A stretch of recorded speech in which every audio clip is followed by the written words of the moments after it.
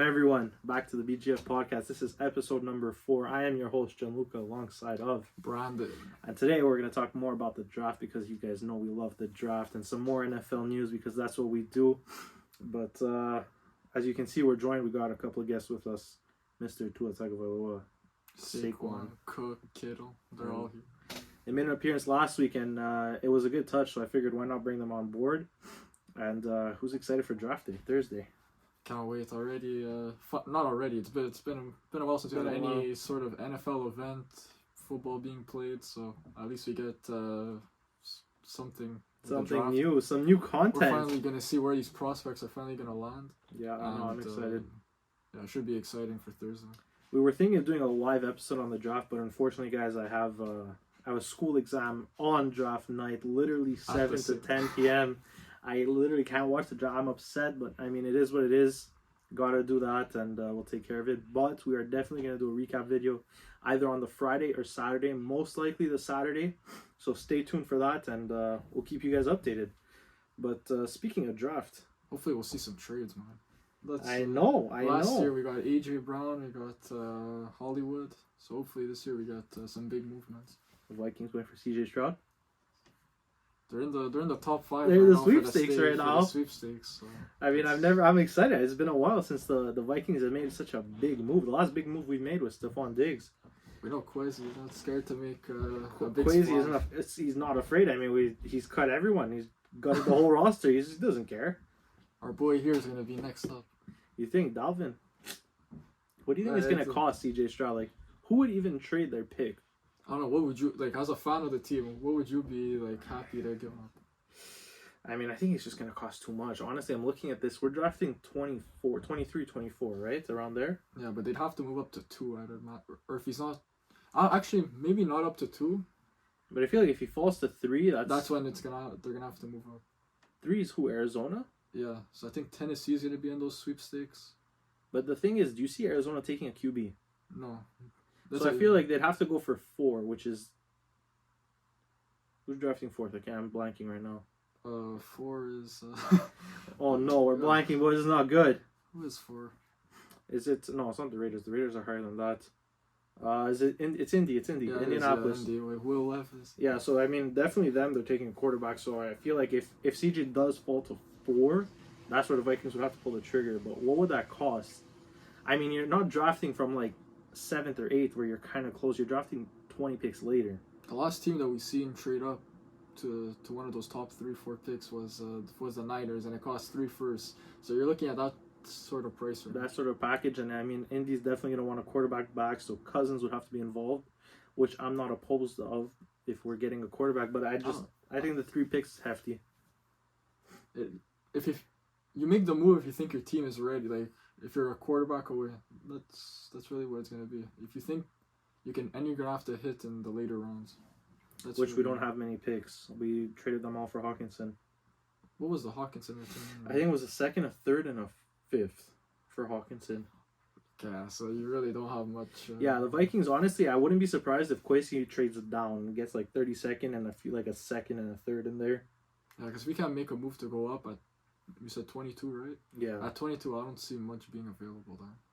24, maybe you're getting Hendon Hooker, which I wouldn't be opposed of. I like Hendon. I think he's a great quarterback. And because what are other positions you think you guys need to fill? Corner.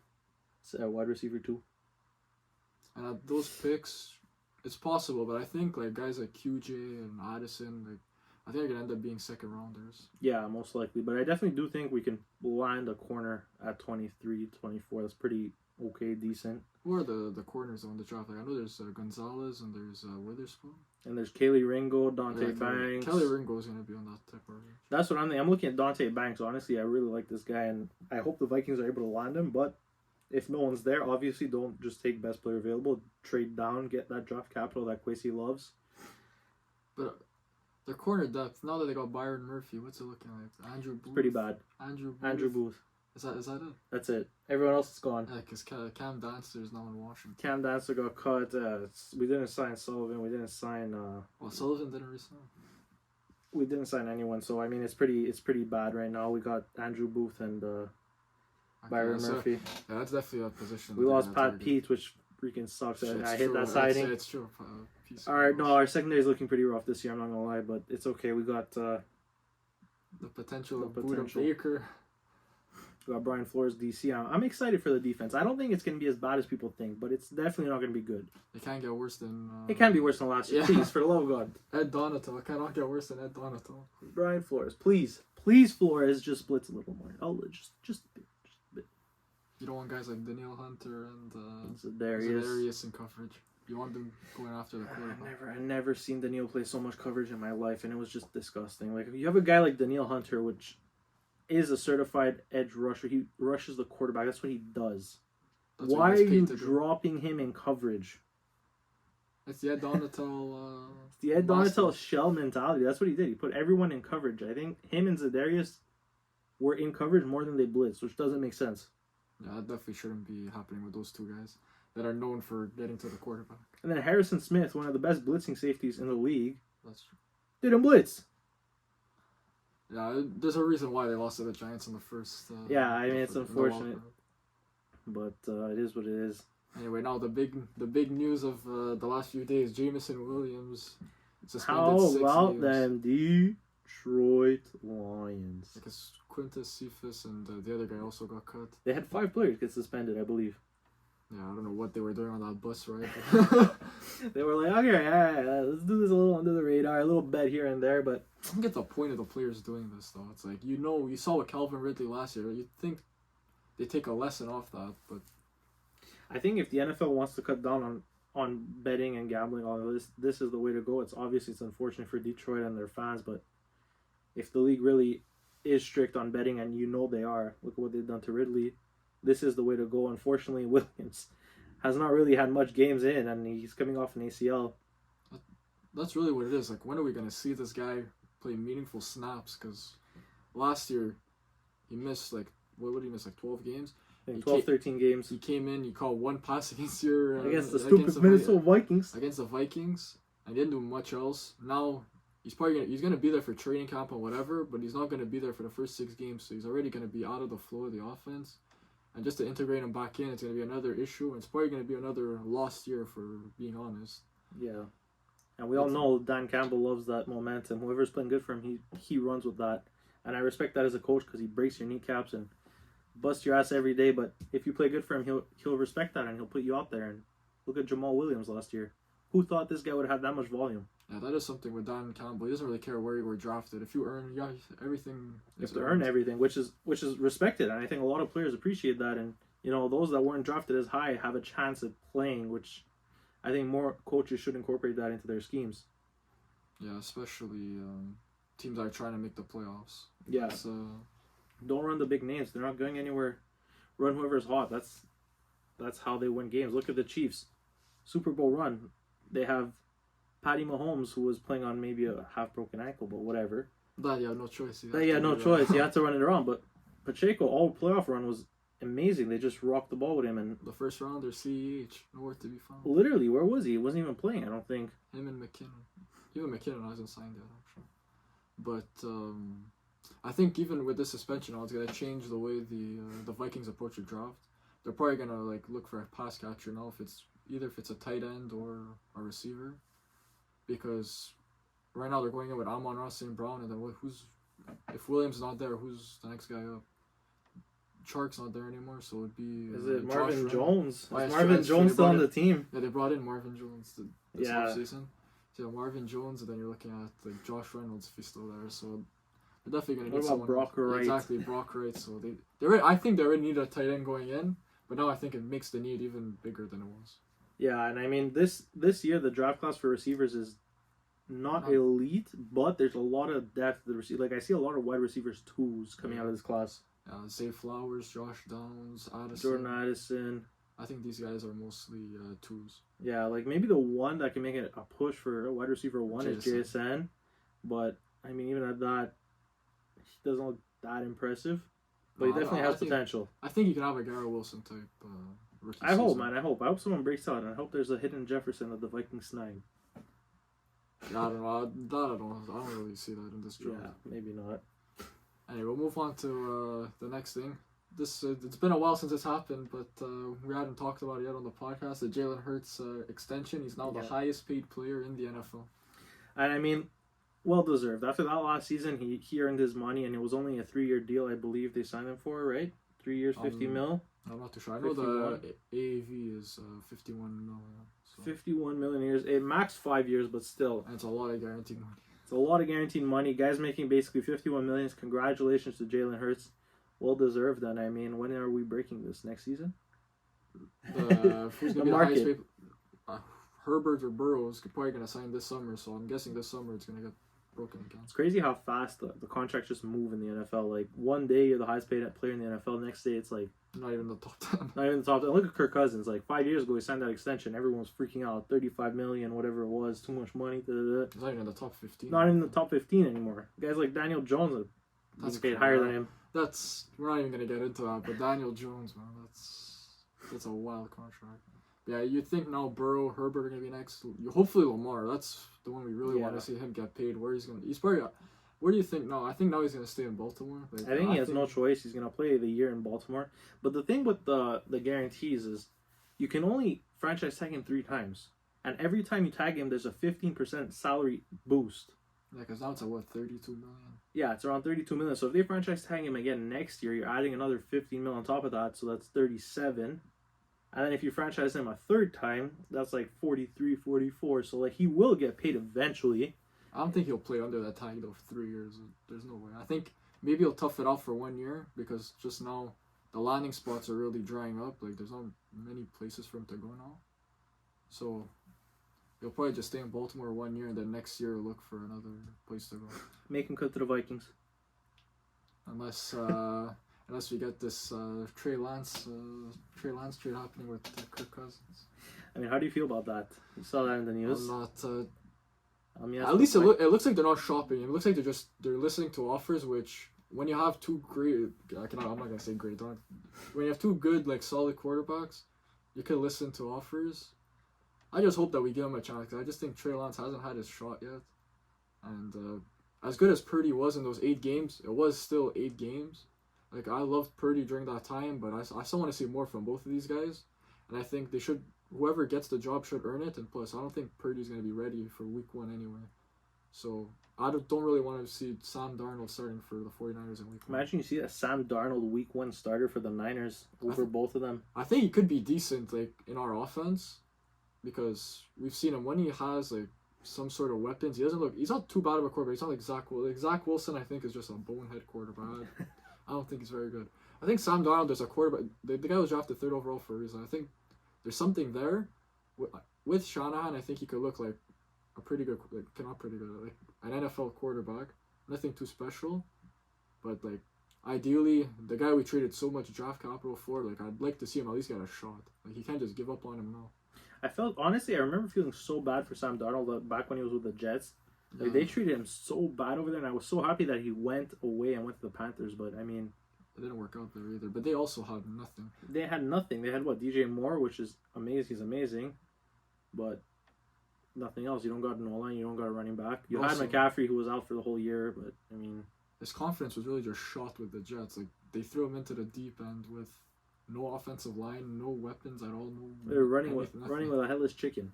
Then what? Denzel Mims was his wide receiver 1. Like, what's Denzel Mims doing right now? Yeah, I know, nothing. It's freaking horrible.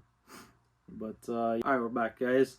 So speaking of, but anyway, if the Vikings actually did get, if this swap did happen, Cousins and Lance, I know you'd be ecstatic. I would honestly, I would be excited. I'd be like, you know what? Guy never had a fresh start chance in San Fran. We'll give him a chance here. He's got weapons around him. He's got a pretty decent O-line. We're not the best, but we're not bad. I like that offensive line with O'Neal and I mean, if we do keep Dalvin Cook, he's got that option. Plus, Lance can run, which we've never really had a running quarterback maybe for the past 20 years, 30 years. Ever, basically. No, we had Culpepper. It was not bad. He kind of moved, but whatever. We'll not get into that. But yeah, no, he's got a cannon. He's got the mobility. It's just, is he accurate? We don't know. We haven't really seen much of it. But I definitely think with Kevin O'Connell there, he can mold him into a pretty decent quarterback. He is a quarterback's coach after all, KOC. I think this rumor does have some sort of, like, truth to it, because Shanahan had I know Shanahan has a fetish for Cousins. Exactly. He had Cousins in Washington, so I know there's something in this rumor. I think Cousins would do good with us, but I'm telling you now, you put Cousins on your roster, you're winning a Super Bowl. I'm too invested in Trey Lance that we need to see. So I need to see, like, for me to give up on him, I need to see that he's just not one season, a full season where he's just not good, like Zach Wilson. Yeah, give him the chance. Yeah, I get where you're coming from. I mean, you guys did trade 3 firsts for him, so you kind of want to see him play. You just want to see. You have no choice. Yeah, you got no choice. But I mean, I don't think his value is where it was back in the day. Like, I don't think if he does swap for Cousins, I think it would be kind of 1-for-1 type of thing. Now you might have to add in like a pick here, but that's about it. I don't like know. A second. Maybe we'll see. I mean, hey, we still got 4 more days until the draft. 5 more days until the draft. Maybe they'll have a new quarterback by then. Who knows, right? Who knows? Anyway, next, staying on quarterbacks, Tom Brady hinted that he might come out of retirement saying, I do have some friends on the Dolphins. Guys, why are we still reporting Tom Brady? He's not coming back. He's not coming back. Just honestly, I want to shut down that rumor. It is a rumor after all, but I don't see him coming back. After last season, I feel like he realized he wasn't where he wanted to be at mentally. Like, his mentality was there. He was sure he was there every day, grinding, doing all this, but just his physical wasn't there. Like, he wasn't the same guy that we sort of knew and loved in New England and his first few years in Tampa. He's retired now. He got a few cats. He ain't coming back. How old is he now? 45? 45, turning 46. I mean, can you imagine this guy coming back for another year? Like, he did not do any training camp this offseason. I don't know if he is training. I feel like he is still training back at home. But it's not the same level of... not at all. I don't know how many balls he's throwing. I don't know if he is throwing any footballs, whatever it is. I don't know. I don't know. Stay retired. He's done everything. Yeah, exactly. I think there's not much to be said on this topic. I think he should just stay unretired, and I think it's just a play just to get his name in the news, a bit of publicity. Next up, we had a trade during the week. Allen Robinson to the Steelers. I mean, look, I think the Rams are eating up all the cap, so it's a win-win for the Steelers. If he's bad, whatever, you cut him. If he's good, sure, you got a decent wide receiver behind Pickens, who I think is going to be number 1 this year. Maybe fighting for 3rd because I think you got my God. I think this trade really signals that Deontay Johnson's going to get traded. That's what I was going for. Yeah, Deontay Johnson. I think he is gone. His value is pretty okay. Like, he can probably fetch you a decent player, nothing crazy. I don't see him going for a first. No, they did just re-sign him like last year, so I think he's on a decent contract. So I think he'll just be like a dump somewhere. Someone was looking for a receiver. Anyway, for the Steelers, it's a low risk, high reward type of trade. We've seen Allen Robinson when he was with Chicago. He had a few years there where he looked like a good receiver. So if he can get anywhere near that type of form with the Steelers, it'll be definitely a win of a trade. Yeah, definitely. Replacing that big body that they've been missing with Juju. But now it's really... George Pickens has to step up this year into that number 1 role. Because if Deontay is gone, he's going to have a big role to fill. Plus, him and Kenny Pickett's connection that they have together, I think Pickens can definitely show out as a number 1. Honestly, I just love the name of that connection. Like, you got Pickett to Pickens. Exactly, and they played together in college. Right? Yeah, I'm pretty sure they were college boys. Exactly. So, with how similar the names are, it goes well. It just works. I mean, whatever. Good little piece of work for the Steelers there. Mm-hmm. Next up, we have Joe Mixon. If he doesn't accept a pay cut, he will be let go. I think for the Bengals, I think they're going to look for a running back in the draft, like a Zach Charbonnet or a Jahmyr Gibbs. I don't know if they're in range to get one of those type of guys, but Charbonnet definitely. I don't know about Gibbs, how early he'll go, because he might go in the first. But yeah, for Mixon, I think he'll get picked up by another team if he is cut. I think he will, in the end, be cut. And where he goes, I'm not too sure. There's not many places for running backs to go right now. A lot of the spots are taken. Mm-hmm. So we'll see what happens with him. Hopefully, I think he still has stuff left to give. I don't think he's as good as he was about 2 years ago, but I still think he's a good running back. No, I do still think he's a serviceable running back. I don't think, like you said, he's as good as he was, but at the end of the day, it is the NFL, and the trend in today's market, at least, is to not sign running backs long term. They don't. Yeah. Their longevity is just not there. Like other positions, they don't have that lifespan of 10 years, even in the NFL. So keep them while they're hot, get rid of them while they're cold. And you sort of see that with the Vikings as well with Dalvin Cook. You know, all this rumor, all this talk of cutting him. And you saw it happen with the Cowboys cutting Zeke. After you got paid all that money, you just got rid of him because eating up too much cap for what? All those 28-year-old, 27-year-old running backs are all starting to get cut now. They're all at the end of their tenure as at the top. And even with Mixon, he got outplayed last year by P. Ryan, I think P. Ryan, especially in the playoffs, I think P. Ryan stepped up and really just sort of threw Mixon to the side, which is pretty funny. And I think now with Javonte out and well, I don't know when he's going to come back, but it's rumored that he'll miss at least half the season, maybe the whole season. I think in Denver, P. Ryan can really show how good he is and take over that number 1 role. Yeah, I agree. So, yeah, next we have Bryce Young. It looks like he's a lock to go number 1 now. And there's concerns about CJ Stroud's character due to that Manning camp situation. I don't know if you saw that. I didn't see that, actually, but I had heard about it on the news. What happened? They said that he told Peyton, I think it was Peyton Manning, he told him that he was going to go to his camp and he just never showed up and wasn't answering the calls. So that was definitely a bad look, especially for a guy that is picked to go as high as he is. I don't get that, man. Like, why? Like, okay, why would you fine. commit to something that you're not gonna do? Literally, but like, it's Peyton Manning. You know the media's there. Like, you know the media's heard about this. It was probably hyped up all week. Like, what are you doing? Yeah, I don't know why you would.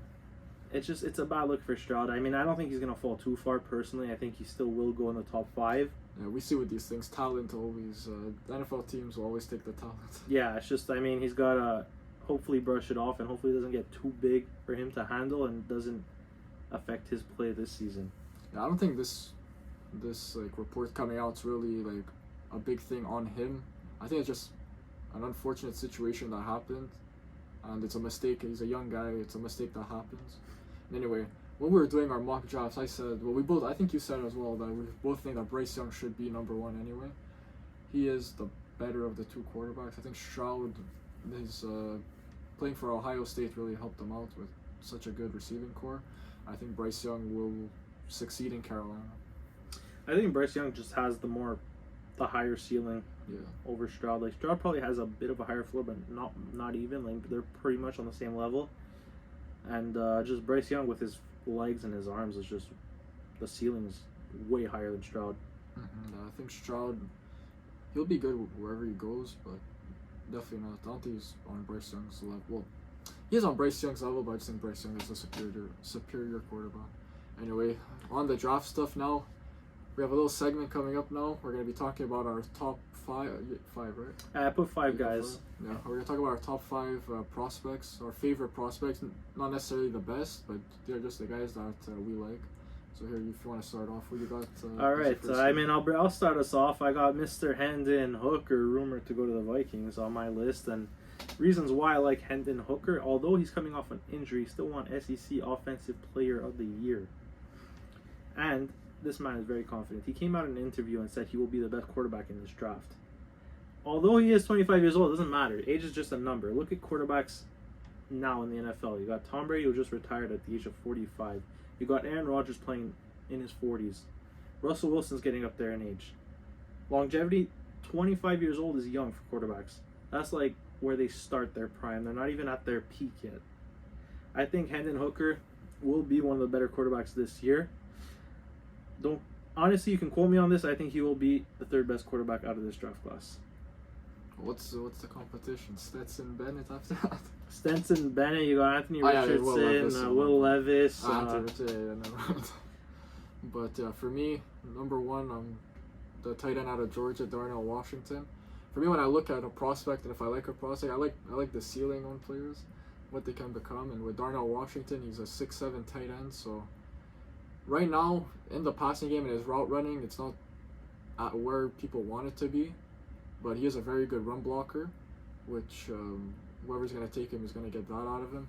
And if he can improve on his route running, he'll be a big mismatch in the passing game.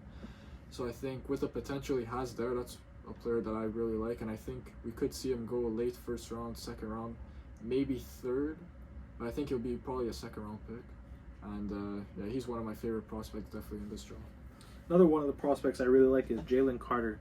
I remember mentioning something in an earlier episode about the trenches, and this guy is a dog in the trenches. Literally 95. Sorry, hold on. I have his stats somewhere. Oh no, I didn't record it. That's horrible. I feel bad now. Anyways, Jalen Carter, all I know is this guy is a dog. Let me go pull out his numbers right now real quick before I forget. Oh no, my internet's crashing. Sorry about that, guys. A little technical difficulties, so we're going to skip that. But yeah, early on in the season, he was touted as the number 2 defensive prospect in the year behind Will Anderson, who was even more of a dog. But the combine happened and he didn't look too great. He was gassed. He was this. He was that. But that doesn't matter. This guy's a D tackle. He's over 300 pounds. You got to take that into account. He's versatile. He can get after the quarterback and he can stuff the run. Guy commands 2 guys to guard him. I read a stat that in college he benched 395 pounds. This kid is 20 years old benching 395. That doesn't make sense. Just imagine what the hell this guy can do when he's 26, 27 years old, the peak of his prime, like peak of his strength. I think this guy's going to be the second best defensive player at this year's draft. Although he is slipping in rumor to go maybe late top 10, after top 10, I think he should. Whoever gets him, if he's outside the top 5, is just a steal. And I hope this man just proves it next year during the season. And plus, if it wasn't for the legal issues, I think the Bears might have kept that number 1 pick, and there would have been potential that he would have been the first one. I don't think so. I think Will Anderson. No, but before all this stuff came out, there was rumors that Jalen Carter was going to be the first pick. So. I mean, I like Jalen Carter personally. I think this guy's going to be amazing. I hope he succeeds whatever team he lands on. I saw rumors Detroit. I've seen rumors to Philly. If he goes to Philly, that's the Javon Hargrave replacement right there. If he goes to Philly, I won't even be. Yeah, look, 6'3", 300 pounds. I found the stats now. He's a dog, man. I love Jalen Carter. I can't wait to see what he does. And I forgot to mention this. I don't think his stats last year were that great. 32 tackles as a DT is amazing. Nah, only 3 sacks. 2 forced fumbles. I don't care, bro. I'm taking Jalen Carter all day. He was playing on arguably the best defense in college history, the 2021 Georgia defense, and he was named the best player on that defense. Anyway, for me, my number 2, Jahmyr Gibbs out of Alabama. He has that Alvin Kamara type game where he's very good in the passing game. The real concern with him is like a player like Austin Eckler. How good is he on the goal line? Can he be a 3-down back? I don't know if he will be, but coming into the NFL, he'll be definitely one of the best pass-catching running backs off rip. So I think he's a very good prospect, someone I like, and I think he's being underrated because of how good Bijan Robinson is. He's taking up all the talk right now for the running backs in his draft. And I think if it was any other type of draft, I think Jahmyr Gibbs would be getting the type of hype that someone like Breece Hall got last year or Kenneth Walker. I think he is very good, and people need to talk about him more. And it'll be really intriguing to follow his development on whatever team he goes to. And I think he's one of those players that where he gets drafted to is going to be very important on how he will produce, because I think he's going to need a decent amount of volume. So hopefully he goes to a team that doesn't a team like Arizona where there isn't really a top dog right now. Well, there is James Conner, but I don't know what's happening with James Conner, honestly. He didn't have a very good year last year, so hopefully Jahmyr Gibbs goes somewhere good where he can thrive. No, I think Jahmyr Gibbs is going to be good. Wherever he lands, he's definitely going to command the respect of potentially taking over as number 1. Like you said, if he goes to Arizona, I think that'd be a perfect fit. James Conner isn't really a certified number 1. Yes, he did get that extension, but like we had mentioned earlier, running backs and extension don't work out too well. Yeah. So, I mean, actually, the case. Another one we were talking about earlier, like Joe Mixon, whatever. If he would go to the Bengals, that would be crazy. That would be, and a high-fired offense like that would be very good for him and his stock. I mean, wish him nothing but the best. Mm-hmm. Number 3 on my side is Kelee Ringo, 6'2", 210 corner coming out. He's an amazing athlete, very, very fast. Back in 2020, he held the record for the fastest 100 meters and 200 meter sprints in the whole state of Arizona. The only player to ever be faster than him was DK Metcalf, and he broke it by 0.06 seconds. That just goes to show you how fast Kelee Ringo really is. Plus, he's tall. This guy can match anyone basically in a streak, and he has very good recovery speed. So if ever he does get burnt and someone does burn him, he's going to recover very, very quickly. He's very good at deep crossers, very good at streaks. The only issue with Kelee Ringo that I've seen is he can't really adjust to like cuts and this and that, fast cuts, because he is a bit stocky of a corner. But that can be teachable if he's drafted to a team with very good veteran leaderships on that side of the ball. I think that he can be an amazing cornerback, and they can help him develop that trait that he's missing. And I think Kelee Ringo can be one of the better cornerbacks in the league very, very soon. He'll be a very good fit for the Minnesota. I mean, yeah, I would love him back in Minnesota, but I think we're just too young. I don't think he fits the mold right now. And it's another Georgia player. How many players? We've named how many? 5 players so far? 3 of them from Georgia. Out of Georgia, literally. that's how great those teams defense. Have been the last 2 years. What do you got at 3? Number 3, I got Kendre Miller out of TCU. Right now, he's projected to go in the 4th round. He's your typical running back, like a natural running back, like a Nick Chubb type. Mm-hmm. He's got very good size at 5'11", 215, and he had good production in college running the ball. The only thing with him that's the big weakness is he lacks that type of explosiveness to make him an elite prospect that would go in the 1st, 2nd round. Yeah, that burst. So he's one guy though that I think can have an impact right away because of just the pure rushing of the ball, and he can earn his way into a higher role once he gets onto a team. Yeah, I like that. No, I got number 4. I'm sticking again with corners. I got Dante Banks, yet another physically fast corner. 6'2", 205 pounds. He's a bit lighter than Kelee Ringo, but same height. Very, very, very fast. Once again, match any receiver downfield. Except the difference with Banks over Ringo is Banks has more agility. Like, he can match those cuts and keep up with players on cuts. So that's amazing. Unfortunately, he did suffer a season-ending injury in 2021. However, in 2022, when he came back, he had his best season yet.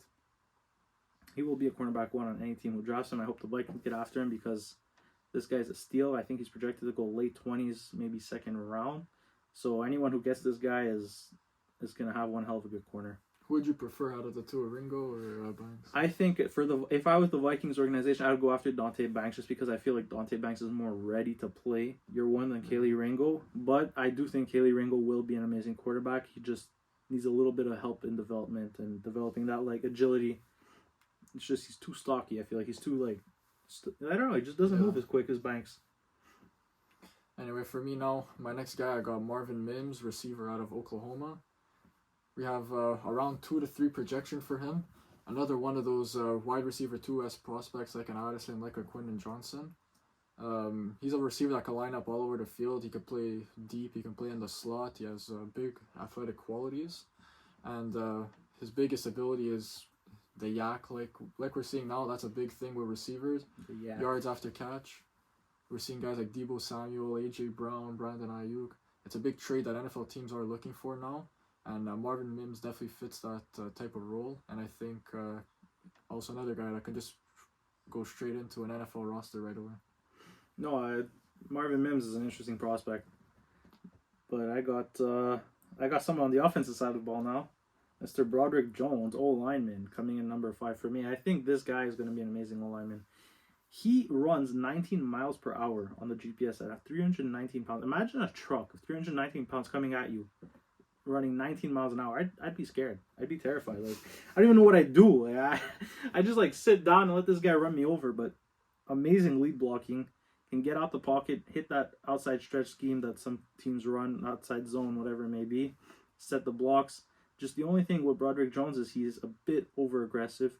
He does get a bit of penalties for holding and roughing, whatever, but that can be coached, that can be fixed. I think Broderick Jones is going to be one of the better O-linemen coming out of this class. And I'm excited to see where he plays his career. Honestly, I have nothing but the best for the guy. Because for offensive linemen right now, who are the best ones right now? Skoronski and Jones. Those are the 2. I think those are 1, 2 for me. Interesting. For me, I got another. All my guys are offensive guys. I haven't really been too in tune with the defensive guys in this draft. But for me, I got Izzy out of Pitt. I could try the last name, but whatever. I'm sure you guys know what I'm talking about when I say Izzy. Abanikanda out of Pitt. Anyway, he's got a 3rd to 4th round projection. I think he could probably be the Isaiah Pacheco out of this draft. He's got great top-end speed and can make elusive cuts, and he has great breakaway speed. I think there's definitely a path for him to be an RB1 in the NFL once he comes out. and I think like Pacheco did in year 1 with the Chiefs, I think he could start off as the third running back, and then make his way up the depth chart and be on a great team and be the running back for that team on a cheap contract, which we know all good teams are looking for right now. A cheap running back who's explosive and just can break a run at any point. Yeah. But yeah, honestly, guys, we haven't really been watching too much college football lately. A lot of this has been stats and highlight reels. This season, we are going to take that into consideration. We're going to start watching a lot more games, at least to be more in tune with these prospects and give you guys better content. But yeah, other than that, man, excited for the draft on Thursday. Excited to see what happens. Finally gonna get to see where all these guys have been waiting for, where they're gonna land. One of the few drafts I'm very, very excited for. I haven't done this much research on a draft in a long time. Same, me too. Every year on year it gets more and more, but yeah, I think this year is definitely the most I've looked into the later prospects than in the past previous years. Yeah. Excited to see it, and I hope you guys enjoy the draft on Thursday. Thank you for watching. Don't forget to hit the like, subscribe, and we'll see you guys next time. Bye. Bye.